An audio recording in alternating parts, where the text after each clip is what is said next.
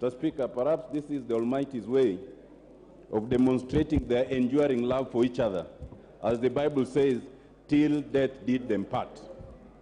We all know and accept that the Honorable Mwai Kibaki was not only the longest-serving member of Parliament by the time he died, but also the most experienced.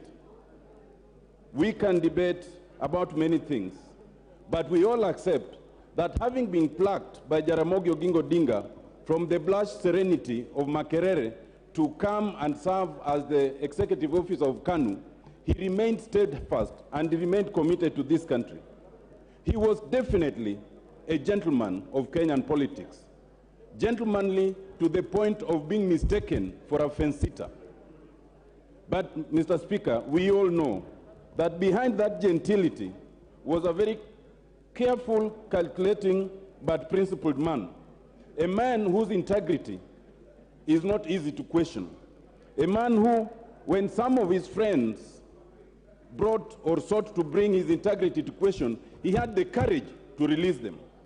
This is a man, Mr. Speaker, whose focus was not only on the economy, but also on democratic space, on meritocracy, and later on constitutional reforms. His legacy is superb, a legacy that was nearly blotted in 2007, when some of his handlers led him to a process that he was not fully persuaded of, aided by the judiciary at the time.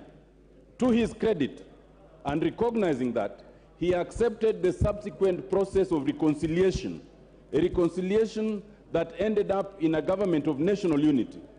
Together with the Right Honorable Prime Minister, they were able to steer this country to a situation of unity that had not been seen before, to exponential growth, and to put the foundations for legislative and constitutional reform. Mr. Speaker, I am proud to have been one of the beneficiaries of the 4 organs of reform, that is the Committee of Experts.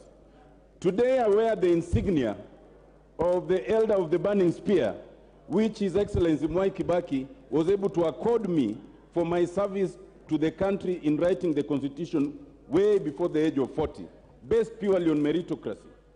Mr. Speaker, I had the opportunity to serve as the first ombudsman of this republic at the time that Mwai Kibaki was president, and I can confirm that the entire process was purely based on merit.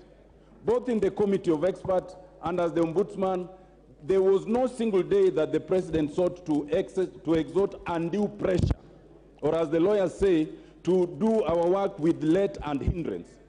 He respected principle, he respected meritocracy, and he allowed independent institutions to do their work.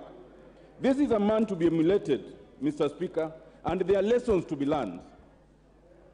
In his humility in deputizing the commander-in-chief, in his humility in restraint of want and greed, and his principle to walk away when he thought there were differences of principle.